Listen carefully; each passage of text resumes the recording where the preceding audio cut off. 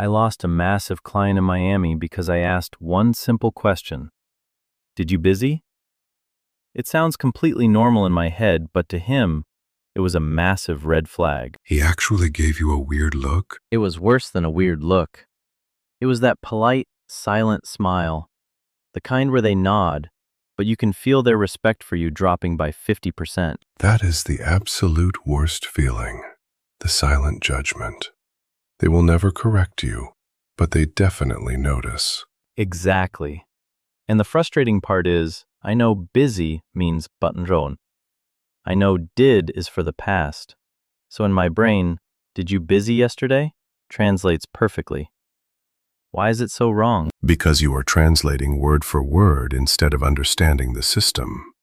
Let me stop you right there and tell you exactly what happened in his brain when you said that. Please, I have been losing sleep over this. Linguists call it the syntactic anomaly response. When a native speaker hears, "Did you busy?" their brain literally spikes in electrical activity. It takes about 200 milliseconds for them to register that the fundamental structure of the sentence is broken. 200 milliseconds.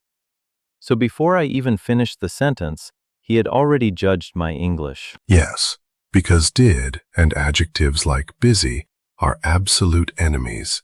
They are like water and oil. You put them together and the sentence collapses. But did is just the past tense, right? I use it for everything. That is the trap. Did is not the boss of the past. It is only the boss of actions.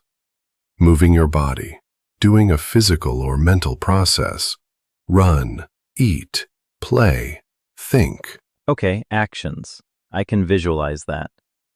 So, did you eat breakfast? Works because eating is a physical action. Exactly. But here is the secret most textbooks fail to explain properly. Did is essentially a thief. A thief? What is it stealing? It steals the past tense from the main verb.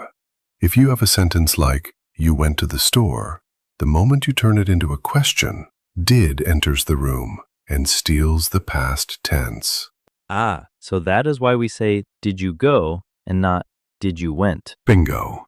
Went is left standing there completely empty, so it goes back to its base form, go.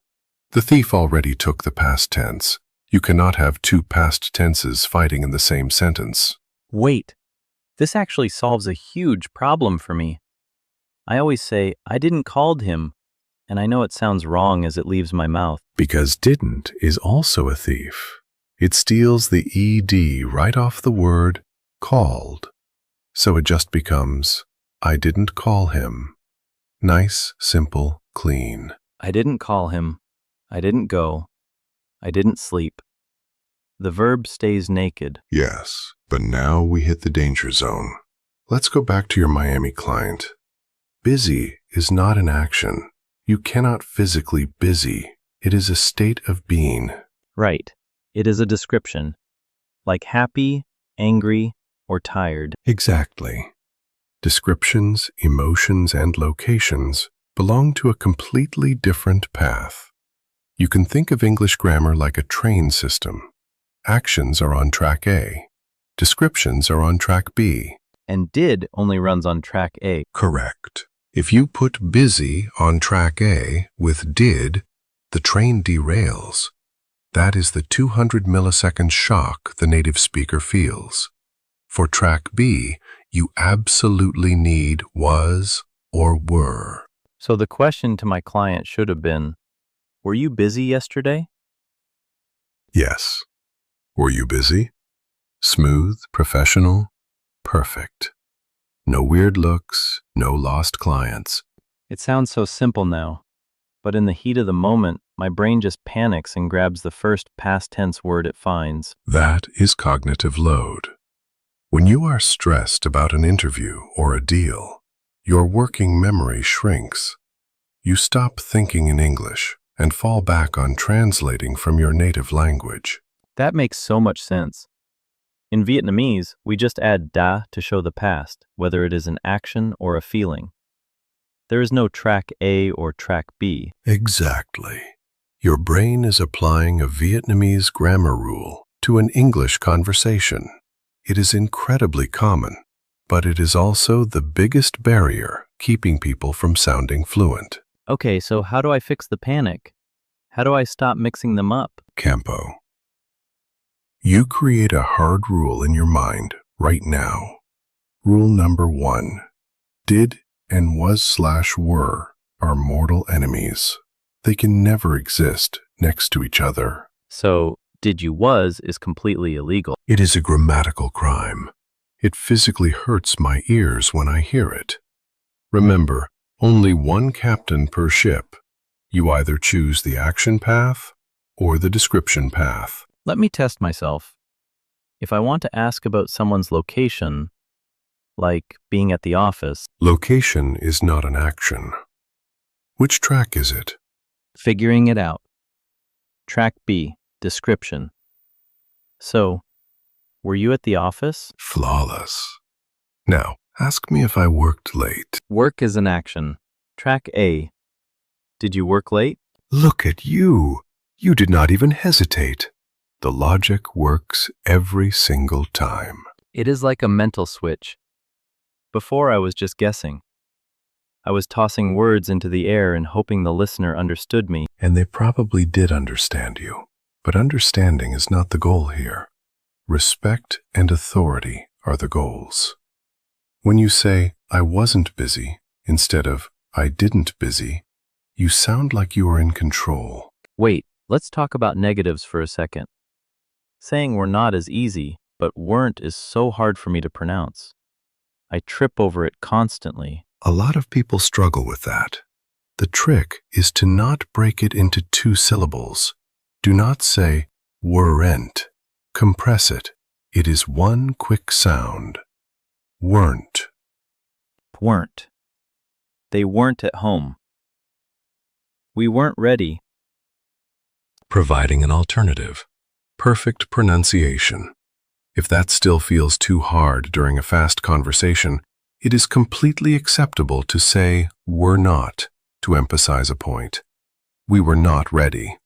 It sounds very strong. That takes the pressure off. But the real game changer for me is the thief concept. I literally pictured a little guy stealing the ed off my verbs. It sounds childish, but visualization is the best way to rewire your brain against the cognitive load we talked about earlier. When the panic sets in, you do not remember a textbook rule. You remember a visual. So, let's do a rapid-fire test.